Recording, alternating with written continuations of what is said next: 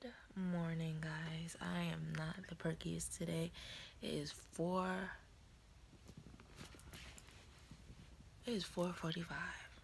in the morning. Normally I'm going to bed at this time. No, it's like now I'm like, but it's 4:45 in the morning. I'm about to catch a flight at 6 o'clock to go see my mom in Utah. I am not ready.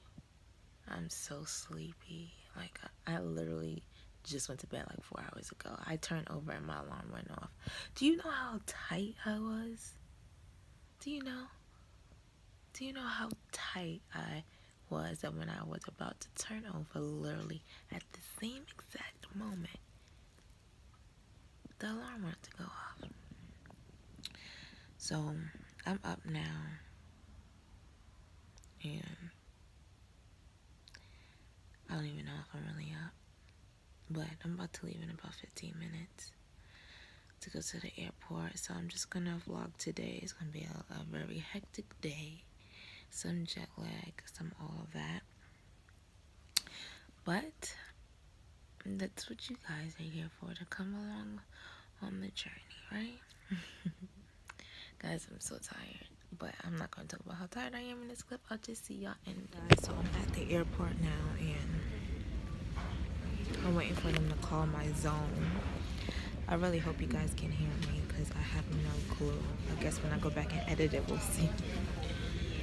But I'm here, guys. I woke up a little bit. I got some orange juice.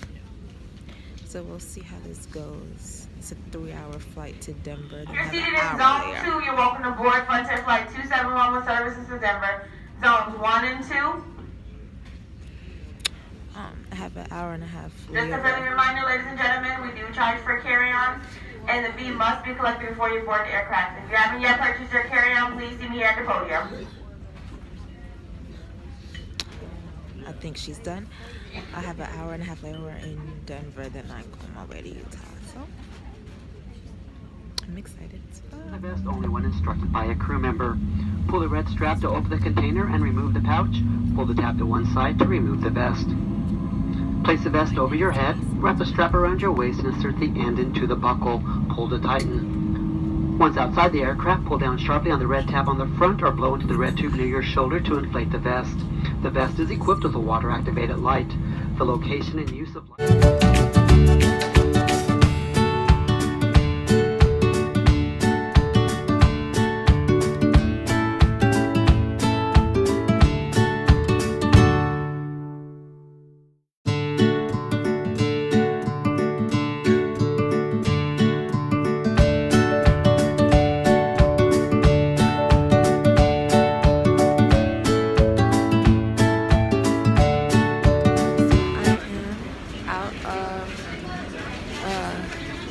Plane, and now I'm at McDonald's and I'm greedy, and I got, what did I get? A chicken biscuit. So I'm about to eat it before the plane boards again. Luckily it's the same plane and I don't have to go anywhere and find another gate. So yeah. Yo, I have a headache. I'm tired. I want to go home.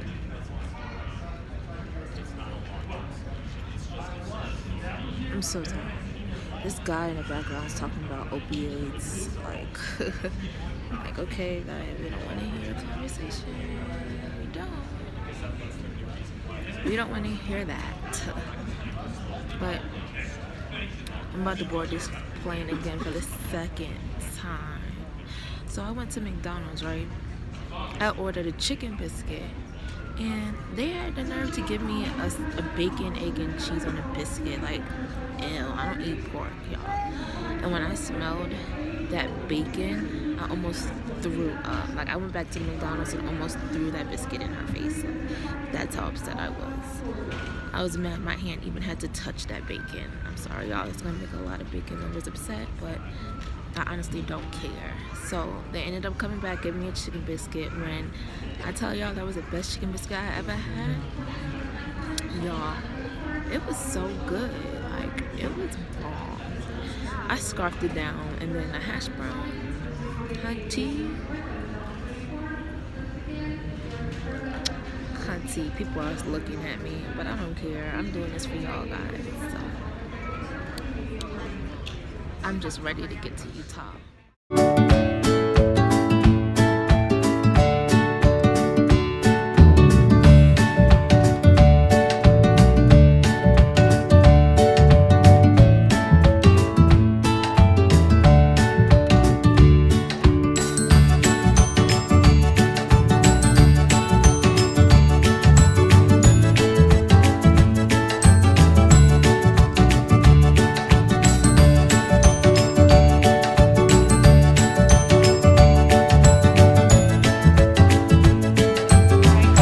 Made it to Utah.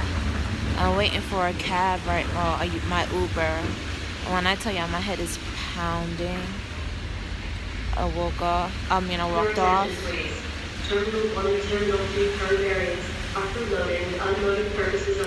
Alright guys, so let's fast forward about 14 hours. I am in the hospital.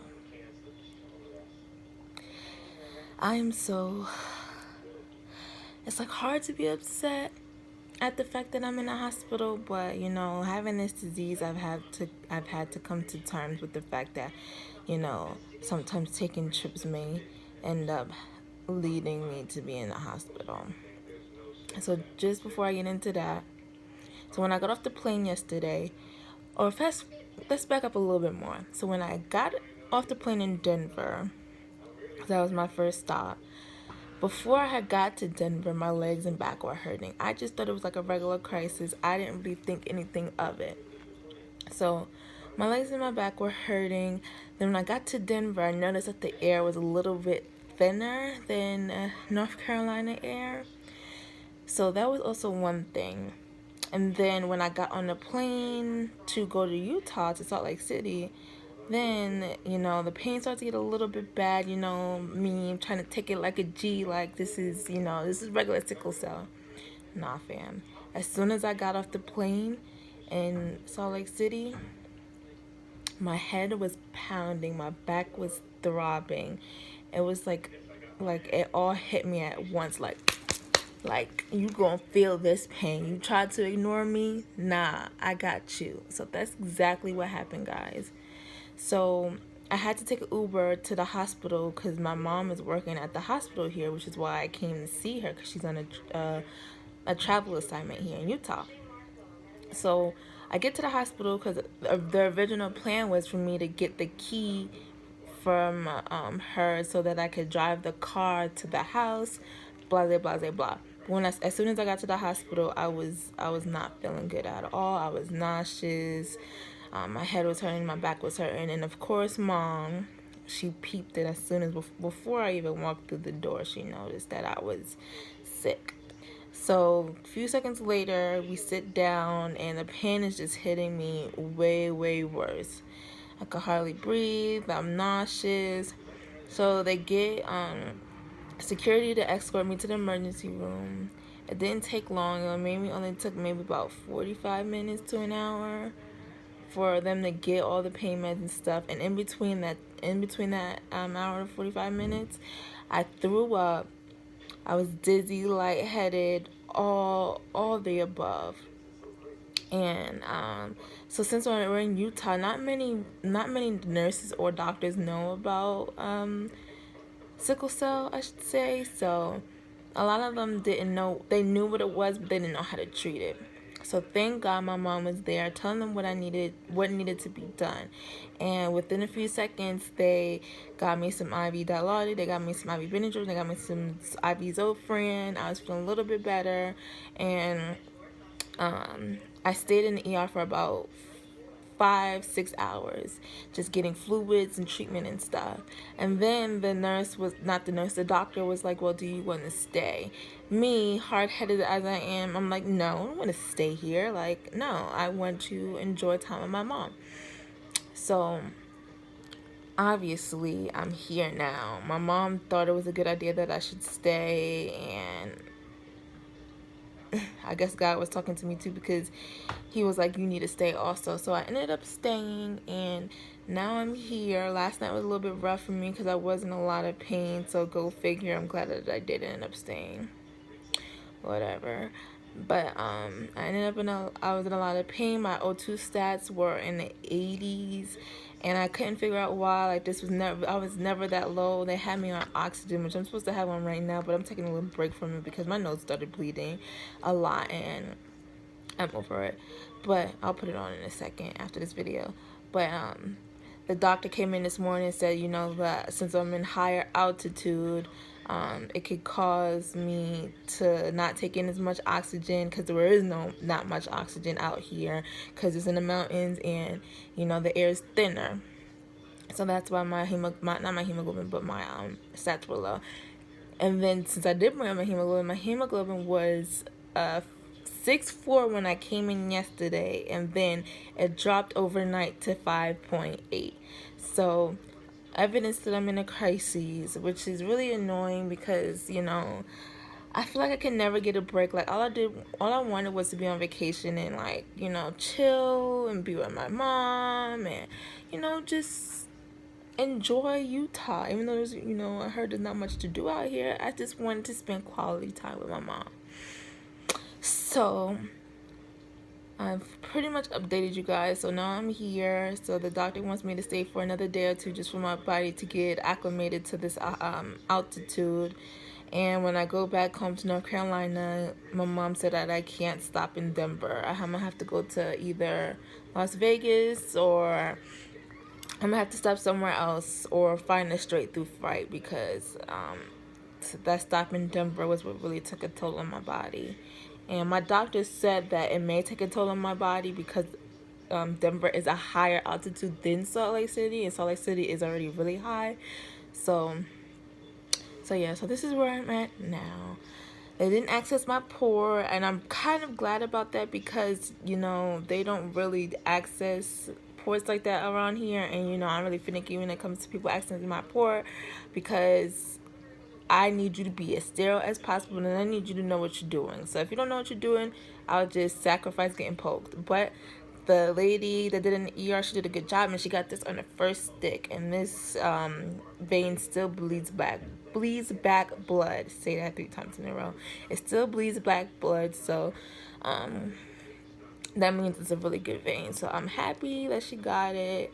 And yeah, guys, I think I'm just gonna end this vlog here. It was a long journey, guys. It's a long journey for me. So I'll do a hospital room tour, because, guys, over here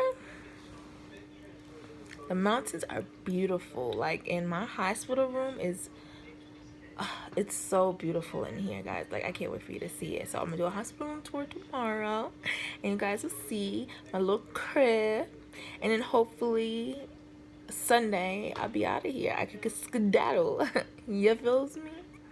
So, oh my god, guys, I can't wait for you to see these mountains. Like, it's so beautiful out here. Like you'll be mesmerized. Like, it's really beautiful out here. So I can't wait to holler at you guys later.